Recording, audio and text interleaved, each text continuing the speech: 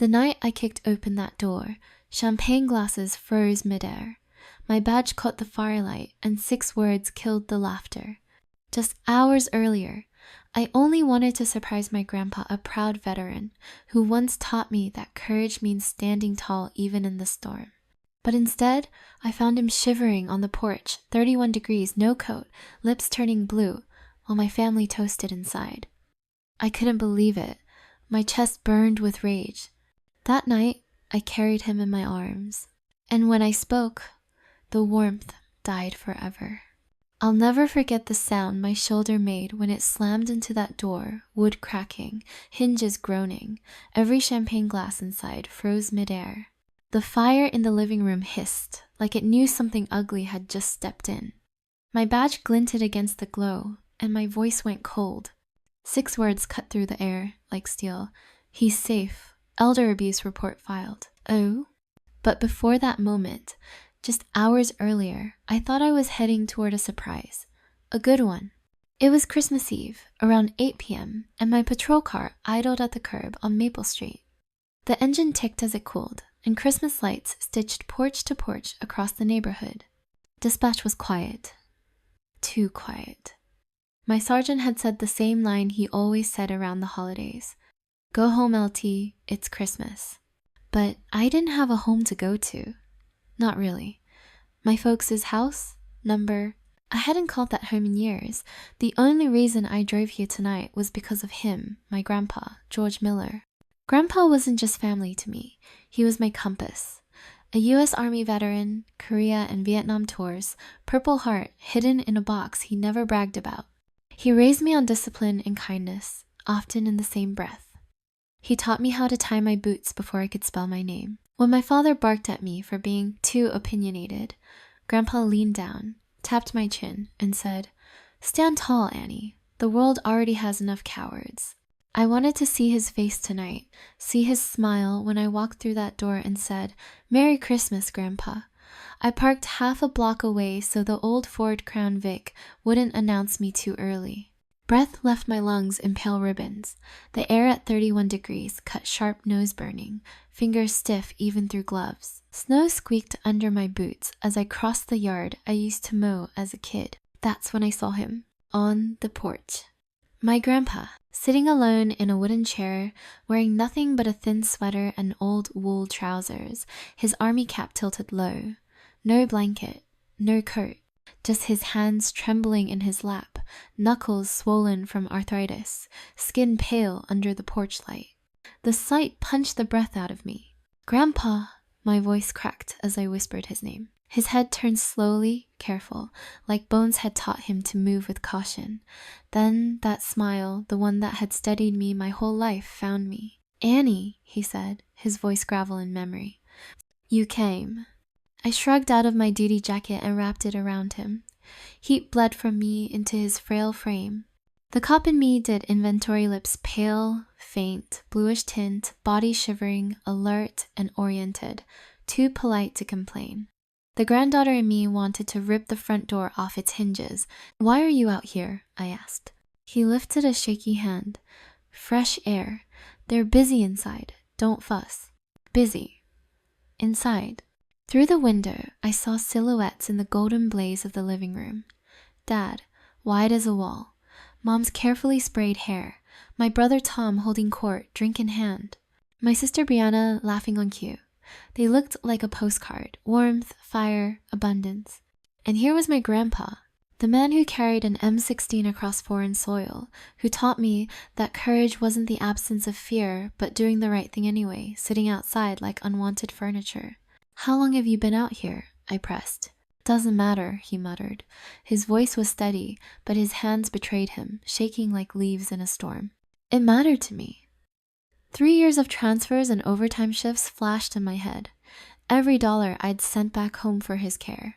Meals, meds, heating bills. I'd tasted sacrifice in every paycheck. And now it tasted like ash. My phone buzzed in my pocket. Sergeant Reese. "You good, LT? Need backup?" I typed fast. "All good. Merry Christmas." Then slid the phone away, because this wasn't precinct business. Not officially, but it was personal. I slid my arms under Grandpa. He weighed less than my vest. When I lifted, a small sound escaped his throat, not pain, but relief. "Annie, your father won't like this," he whispered. "He'll live," I said flatly. The door handle gave nothing. Locked. Of course, the house that kept the heat in kept him out. I knocked.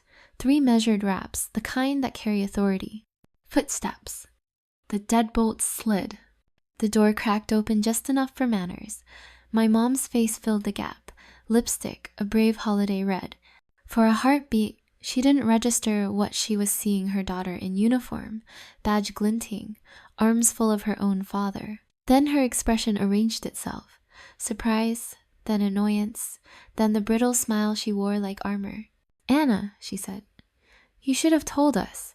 "I wanted to see Grandpa," I answered. "He's resting," she said. "In the cold?" My voice sharpened. Her eyes flicked past me to the living room glow. "He likes the porch." Behind her, Dad leaned into view, jaw set like concrete. "Lose the attitude," he said. "It's Christmas." "Oh." Tom's grin appeared next, but faltered when he saw my duty jacket around Grandpa's shoulders. Brianna hovered, her apology written on her face but caught in her throat. I didn't answer. There wasn't an answer that wouldn't start a fire I couldn't put out. So I shifted my stance, braced my heel, and drove my shoulder into the wood. The frame cracked, swung wide. Heat and cinnamon rolled over us. Steam lifted where winter met hearth around Grandpa. Conversation, inside, died like a candle under glass.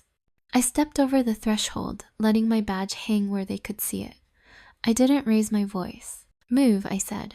And the wall of family split, Mom to one side, Dad to the other, my siblings backing up, champagne glasses clutched like talismans. The living room looked smaller than my memory.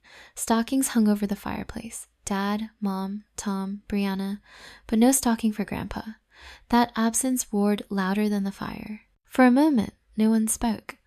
The only sound was Grandpa's teeth chattering once, then settling as his head rested against my chest. The cop in me took mental notes for a report I never wanted to write. Environment, warm and festive. Victim found outside at 31 degrees Fahrenheit, without adequate covering. Family present, signs of neglect. Funding provided by reporting party. The granddaughter in me saw blanket forts in the living room, storms outside, flashlight under our chins, while Grandpa turned thunder into stories that made fear gentle. Those two selves, cop and granddaughter, stood shoulder to shoulder and agreed on one word: enough. I adjusted my grip, squared my shoulders, and faced them. Their eyes darted anywhere but the truth I held in my arms. And when I finally spoke, my voice was steady, the kind that carries in courtrooms.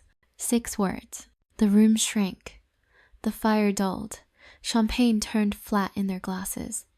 "He's safe. Alderabusa report, filet." Dad recovered first. He squared his shoulders the way he used to when I was a kid and said my full name like a verdict. "Anna Marie Miller. Put him down. You don't get to storm in here and..." "And what?" I cut in, quieter than a whisper but sharper than glass. "Keep him from freezing at 31 degrees? He's shaking, Dad." Tom tried to chuckle to turn the room back into a party. "Come on, sis. Don't be so dramatic. We just stepped away for a minute." "A minute?" My jaw worked. My cruiser clocked 8 minutes between me parking and knocking. His lips are blue. Mom reached for a throw pillow, as if it could cover the truth. "He wanted fresh air," she insisted. Voice sugary, eyes steel. "Your grandfather doesn't like noise." "Oh." Grandpa's weight softened against me, his breath evening out as the fireplace heat finally found him.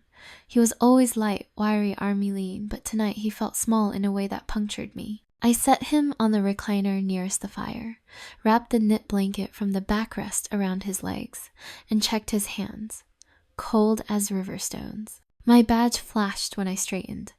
Dad's eyes landed on it like it was a personal insult. "You really wore that in here?" "It's glued to me," I said, "like your pride." Tom lifted his glass again. It rattled against his teeth.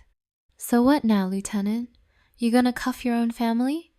"Merry Christmas." Brianna stood near the mantel. Mascara perfect, smile gone. She looked at the stockings, DAD, Missouri, M, Tom, Bree, and then looked away, cheeks coloring. That missing stocking for Grandpa burned like a brand. I walked to the mantel, traced the nails. 4 hooks. 1 empty hole where a 5th used to be. Where's his? I asked. Mom swallowed. We didn't get around to it. Right, too busy. The kitchen gleamed across the room, white quartz, brass pools, a farmhouse sink Instagram would drool over. The remodel had been the talk of their neighborhood group text. I recognized those counters because I'd stared at my checking account the day my transfer cleared and wondered whether I could stretch instant ramen through the weekend. How much was the island? I asked without turning. Mom blinked. Excuse me? The island. The new range. The Sub-Zero. Total package. What'd that run? 50 grand? 60? Dad bristled. That is none of your business. It is when my money bought the cabinets. The words came out flat. My chest tightened, but my hands were steady. I sent you $1,000 on the 1st of every month for Grandpa's meds, home heat, groceries. That's $12,000 a year, 3 years straight, $36,000. Where is it? Tom's grin died for good. Jesus, Anna. Bri whispered, Tom, don't. My voice cracked and steadied again.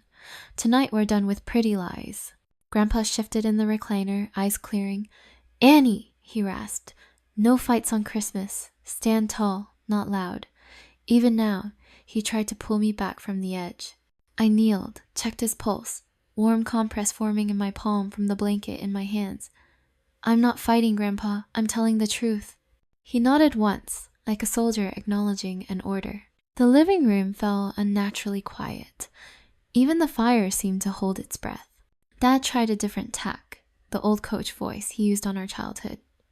We made a judgment call. He said he wanted quiet. The house was crowded.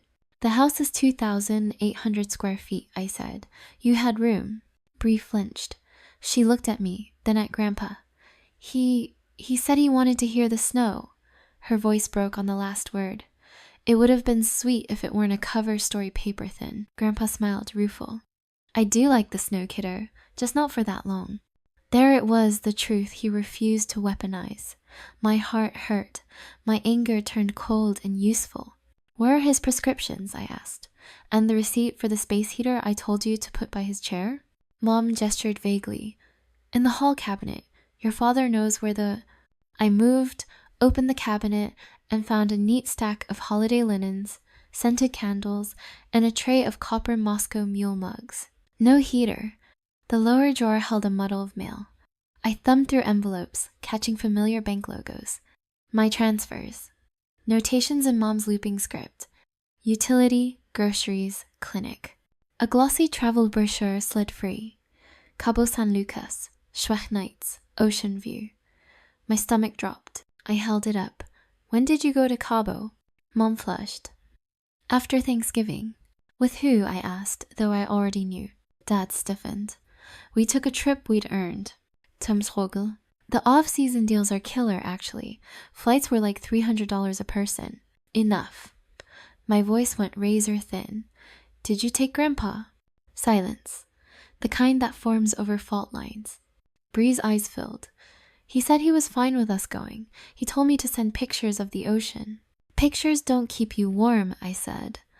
My throat burned. I slid the brochure into my pocket, evidence now, then gathered the envelopes into a tight stack. The cop in me cataloged what the granddaughter couldn't stand to see. Dates aligning, deposits clearing, charges unrelated to care, quartz counters, ocean view. No stocking for the man who fought in our name. Mini Twist punched through then. Sudden and mean, the front door swung wider, and neighbors peeked in. The Miller's parties always spilled to the porch. Mister? Duffy from across the street, knit cap crooked, called out, Everything all right in there, Richard? He saw my uniform. Saw Grandpa in the recliner. His face changed. Dad blanched. Close the door, he hissed at Brianna. Tom muttered, Mind your business, old man, under his breath, but not quietly enough. I stepped to the threshold and pulled the door shut myself, meeting Mr. Duffy's eyes through the glass. He nodded once, slow. He'd seen enough. Inside, Dad exploded. You just humiliated us in front of the neighbors.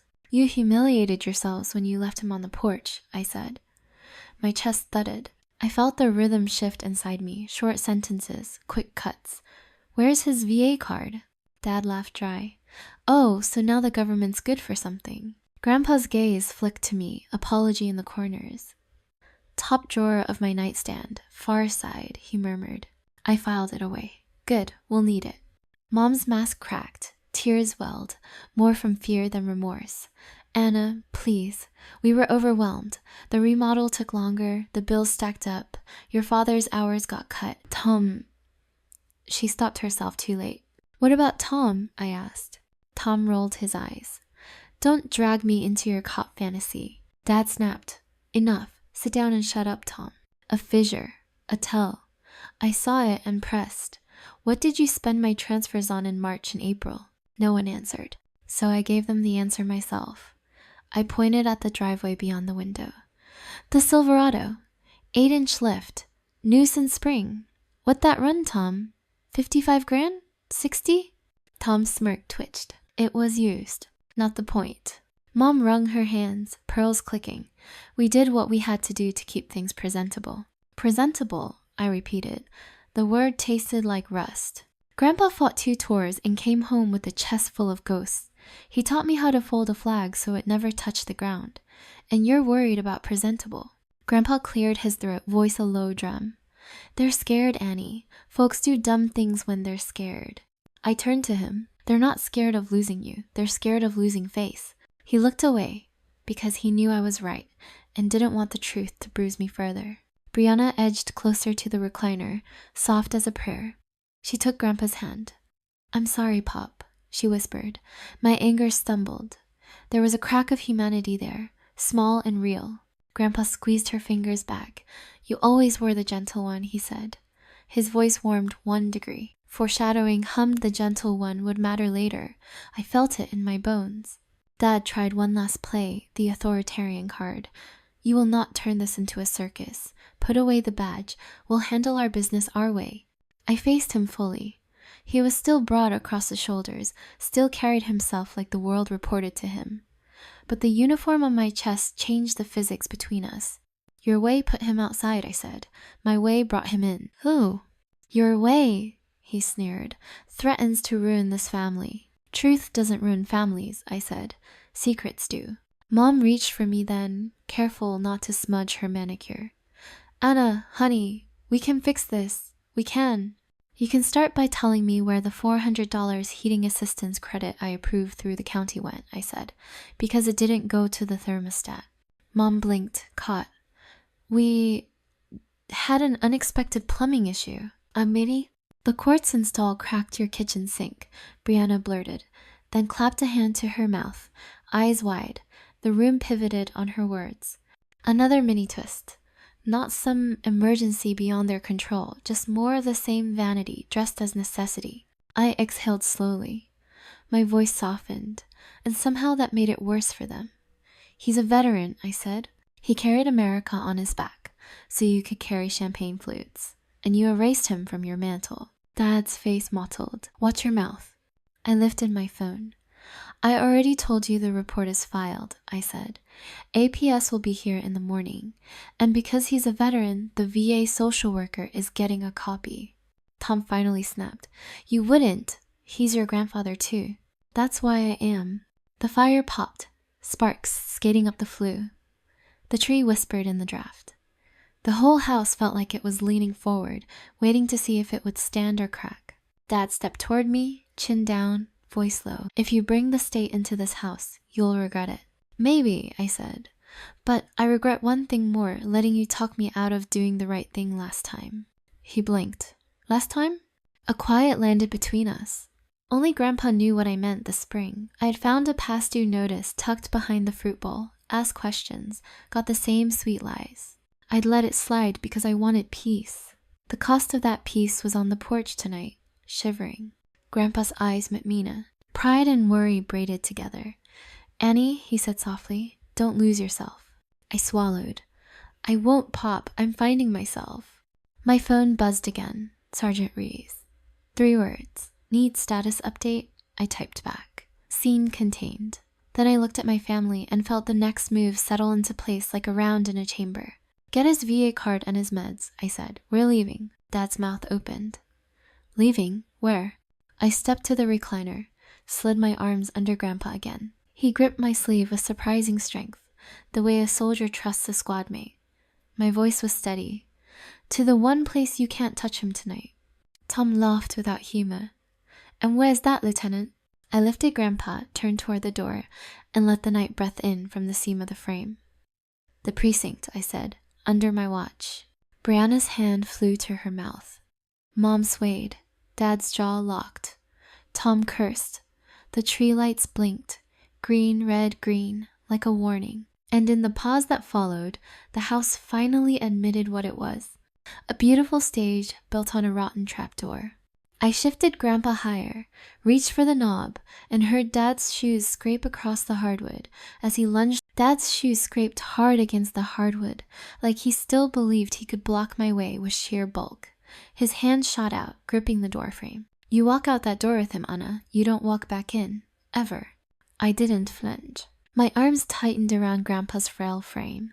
His head leaned against my shoulder, his army cap brushing my cheek. Then, I guess I stopped walking in years ago, I said, and pulled the door wide. Cold air surged in sharp, biting, 31 degrees with wind chill closer to 20. It slapped the warmth out of the living room. Mom gasped, arms wrapping her satin cardigan tighter around herself. Tom swore and staggered back, drink spilling. Brianna whispered, "Oh God," but too soft for anyone but me to hear. I stepped onto the porch, boots grinding ice. Behind me, Dad barked, "This isn't over." "No," I said over my shoulder. "It's just beginning." Grandpa's body was lighter than it had any right to be. This was the man who once carried me piggyback through the county fair when I was too tired to walk. The man who shouldered 2 tours, hauled wounded men across rice paddies, and taught me to shoot straight and speak straighter. Now he was a whisper of himself. I held him close, chest burning, throat tight. "Put me down, Annie," he murmured, voice thin but steady. "I can walk." "No," I said, jaw clenched. "You've walked enough." He gave a small huff that might have been a laugh. His fingers tapped weakly against my sleeve in rhythm, like a soldier's code. I knew what he meant. Stand tall. Don't let them break you. The snow squeaked under each step. Porch lights blinked across Maple Street. A few neighbors peeked out, curtains shifting, silhouettes pausing. They saw the badge, the veteran in my arms, the storm on my face, and they turned away, pretending not to notice. Just like always. Halfway down the block, a voice called, "Lieutenant Miller!" I turned, pulse jumping. Sergeant Ruiz's cruiser rolled to a stop behind mine. Ruiz climbed out, breath steaming, coat unzipped, like he'd thrown it on in a rush. His eyes swept from me to Grandpa. What the hell happened? I stiffened. Family business. Scenes contained. Ruiz's gaze cut sharper. He'd been on the job long enough to read what wasn't in reports. He saw the trembling in Grandpa's hands, the frost clinging to his sweater, the champagne stains down my father's shirt in the doorway. "You want me to log this?" The question hung. One word yes, and it became official. Evidence. Felony. Elder abuse charge. My blood family in cuffs. I hesitated. The granddaughter in me begged for mercy. The cop in me demanded justice. Grandpa shifted, breath warm against my ear. "Don't ruin yourself, Annie," he whispered. "Don't let hate eat you alive." I looked Ruiz in the eye. "Not tonight. I'll file the report myself." He studied me for a beat, then nodded. "Understood. I'll follow you back." Mini Twist delivered. I wasn't alone in this anymore. Backup had arrived, but on my terms. I eased Grandpa into the passenger seat of my patrol car. He flinched at the cold vinyl, so I cranked the heater until it roared. Ruiz parked a few houses down, giving space but not leaving. Grandpa sat small in the glow of the dashboard. His fingers traced the edges of my duty jacket like he was memorizing the seams. "Your grandmother made me swear I'd never let you wear the badge," he said softly. "Too dangerous, too lonely." "And yet," I said. "And yet," his smile was faint, cracked but real. "She'd be proud. You're fighting battles I can't anymore." My chest tightened. "This shouldn't be your battle, Pop. You deserved better. You fought for this country, and they My throat closed. I slammed the steering wheel with my palm. They left you to freeze like trash on the porch. Grandpa laid his hand over mine, paper-thin skin, but steady. They lost their way. Doesn't mean you lose yours. Memories bled in with the heater's hum. When I was 9, thunder cracked over Maple Street. Mom yelled at us to be quiet. Dad barked from the kitchen about bills. Tom hid under the covers. Bri cried until her mascara streaked. But Grandpa? He pulled a blanket around his shoulders, grabbed a flashlight, and crawled into the fort I'd built with couch cushions. He shined the light under his chin, voice low and steady. Storms are just the sky telling stories. Don't let them scare you. I forgot to be afraid. When I was 16, Dad raged after finding my police academy application. Called me ungrateful, embarrassing. Grandpa sat with me on the porch, stars overhead, and said, "Don't apologize for wanting more, Annie. Courage means choosing your own fight." When I graduated from the academy, badge in hand, he pinned it on with trembling fingers. His eyes spilled proud tears. "You'll do good," he told me, "because you remember what pain feels like." And now here he was, in pain, because of them. Back in the house, voices rose behind frosted glass, Dad shouting, Mom crying, Tom pacing, Bri's sobs breaking through. Their panic wasn't about him, it was about me. About what I'd carry to the station. About consequences. I put the cruiser in drive. Tires crunched over ice. Ruiz's headlights flared behind me, steady as a shadow. Grandpa closed his eyes, sighing. "They'll answer for this, Pop," I whispered.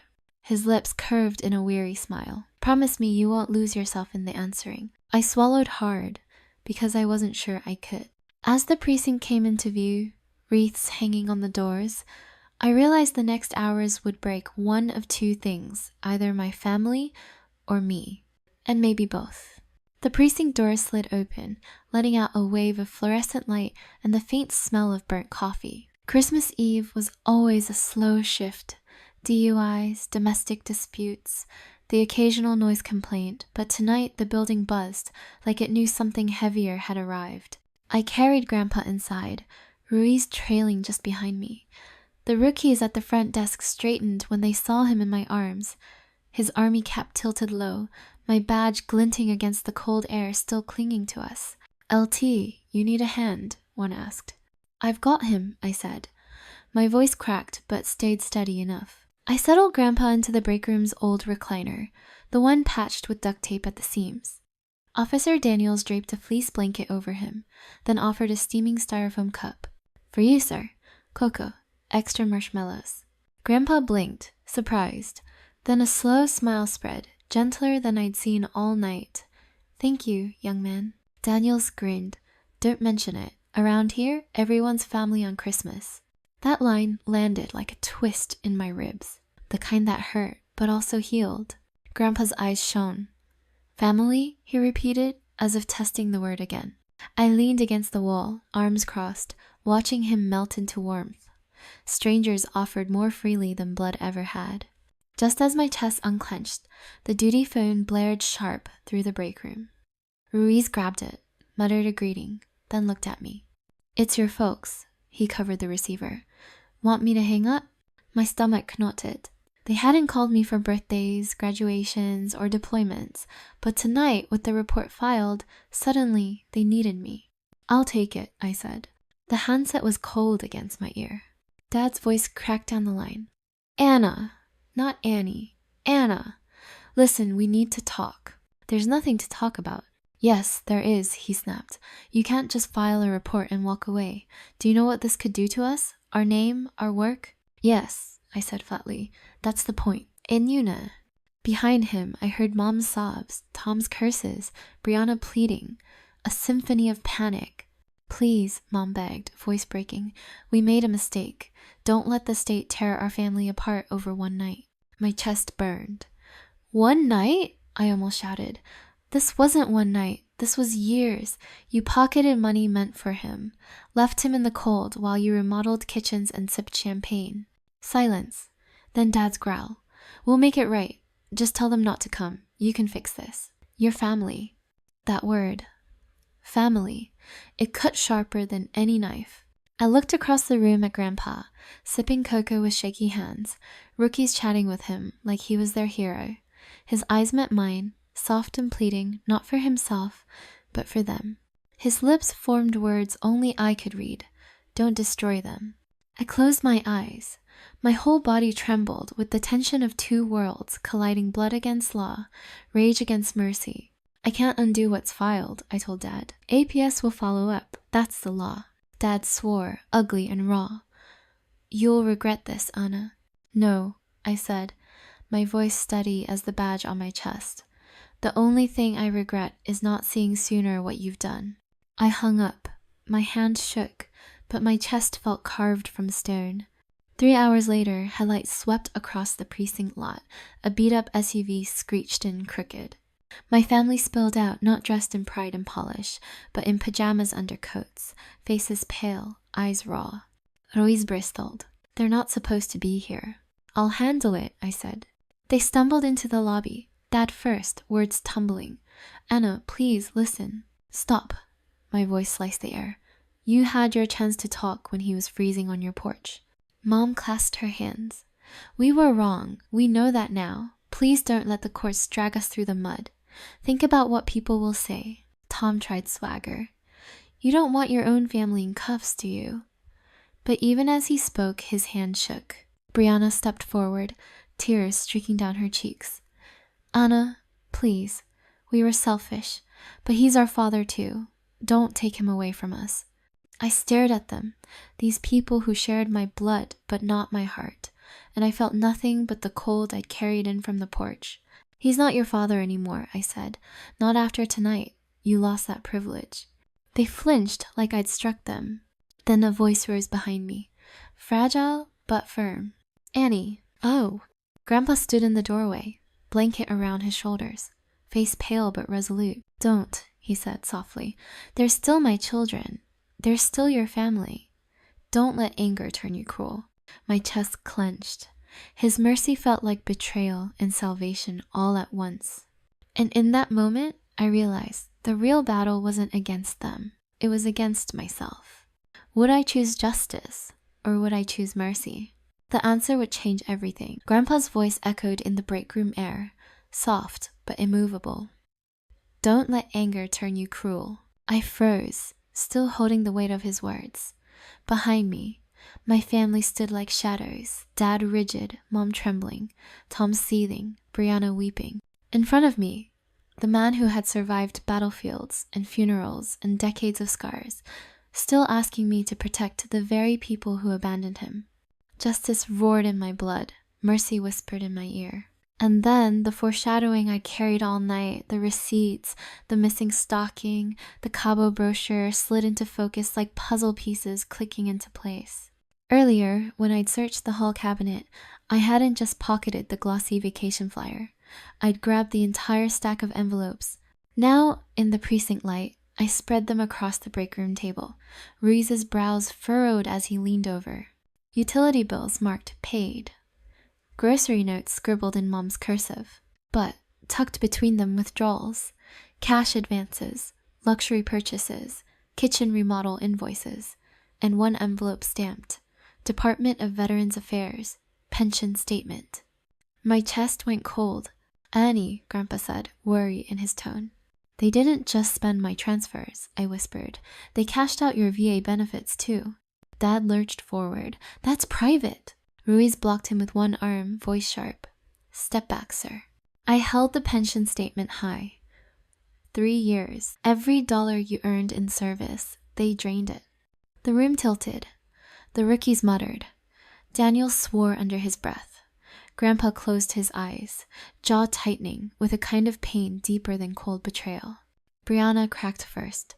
Her voice broke into the silence. I tried to stop them, she sobbed.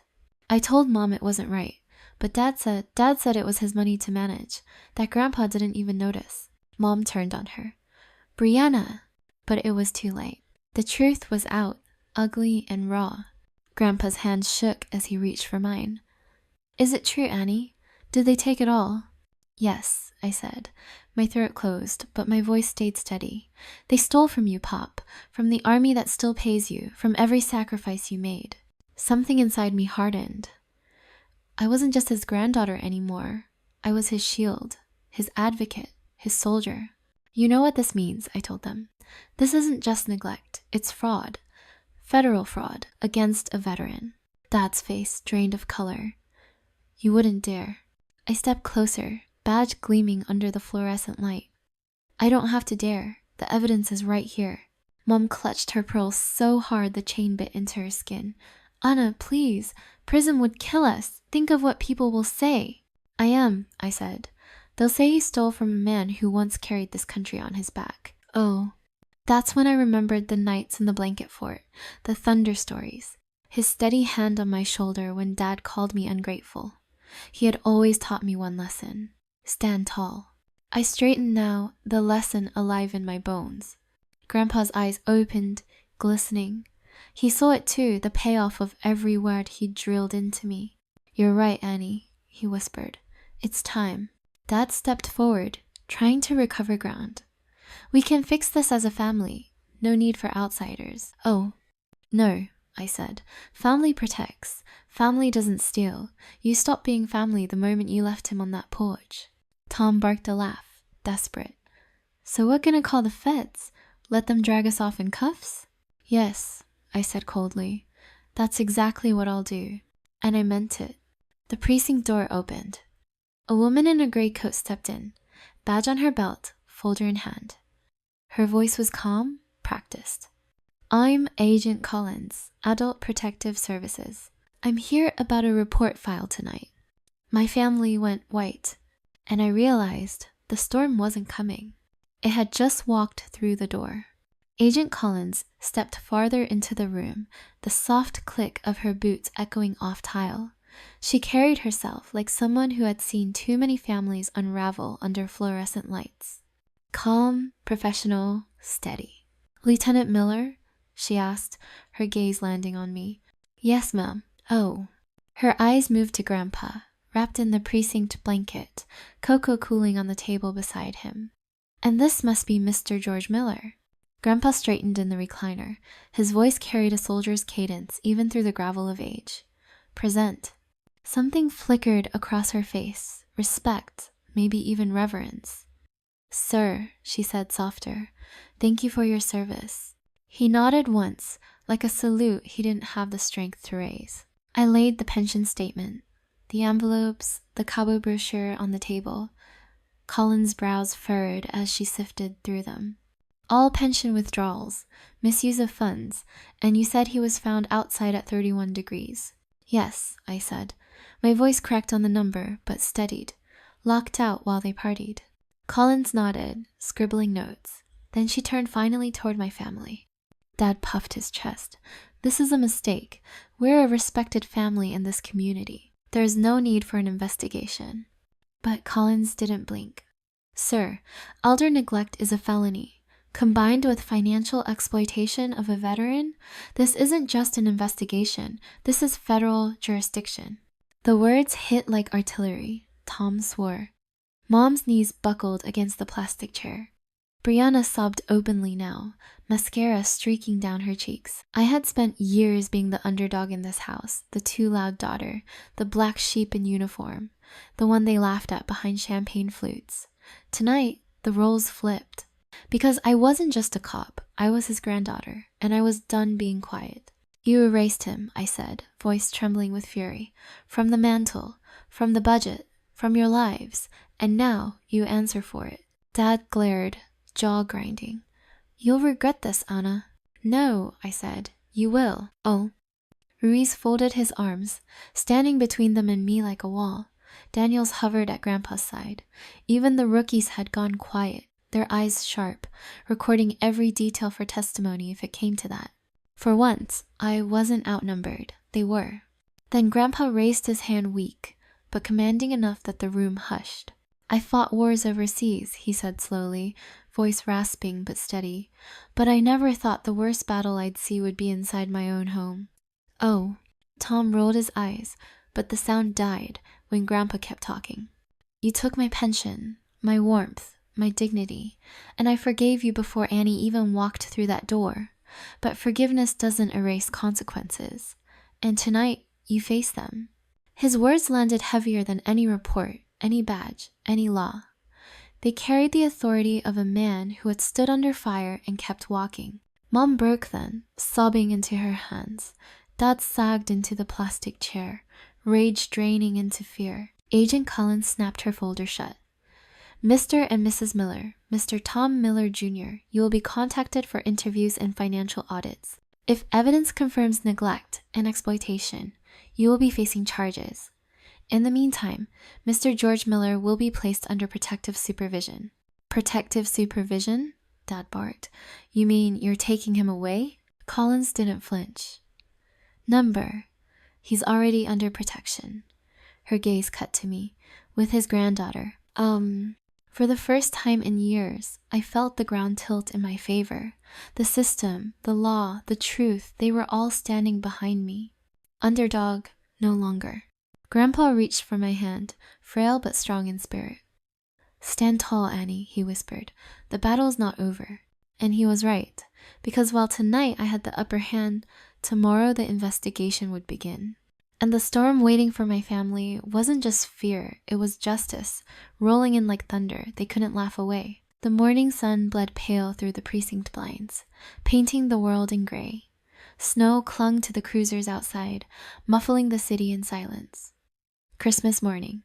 For most people, it meant stockings, pancakes, laughter.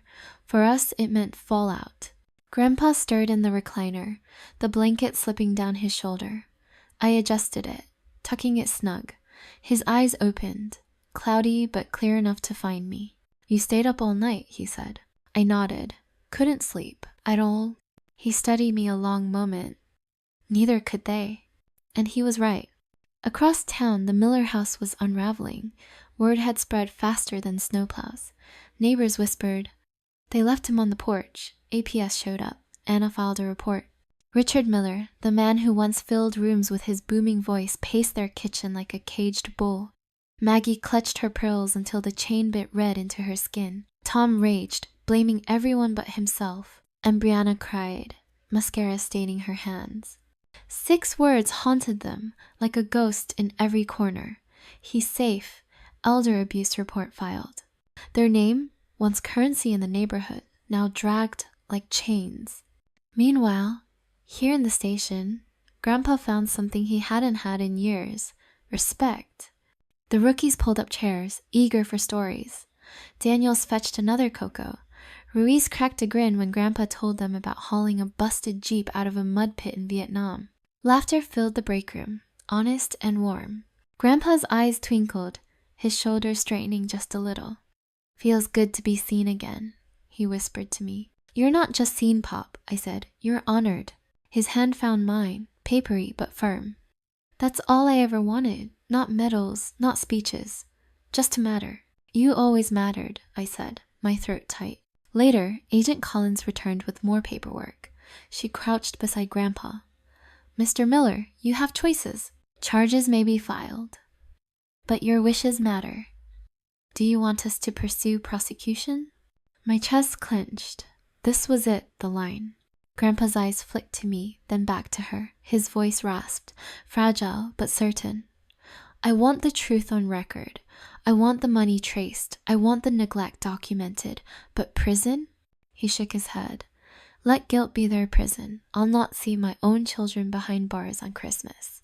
Tears blurred my vision. Even broken, he chose mercy. Agent Collins nodded respectfully. "Then mercy is what we'll weave into the process. But the record will stand. The record.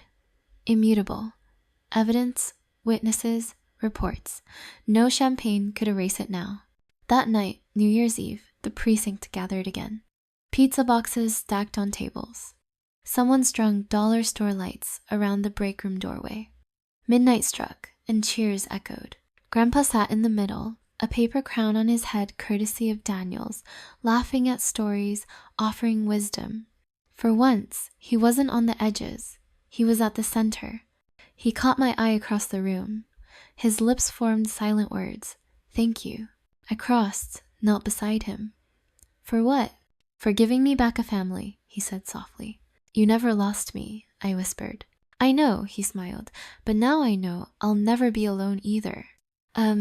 Later, I drove him not back to Maple Street, but to my own small apartment. He fell asleep in the passenger seat, his face peaceful in the glow of streetlights. I whispered into the quiet, he's safe. This time, it wasn't a warning, it wasn't a report. It was a promise. Families break when pride outweighs love, but they can be rebuilt sometimes in the unlikeliest of places. Justice doesn't always mean punishment. Sometimes it means making sure the forgotten are remembered, the invisible seen. Grandpa's words stayed with me. Stand tall, Annie. Don't let anger turn you cruel. And I realized that true revenge wasn't prison bars. It was showing the world he still mattered and making my family live every day with the weight of what they'd thrown away. If this story hit you, subscribe for more revenge stories that matter. Somewhere out there, someone needs to know they are safe. And sometimes justice and mercy can walk hand in hand.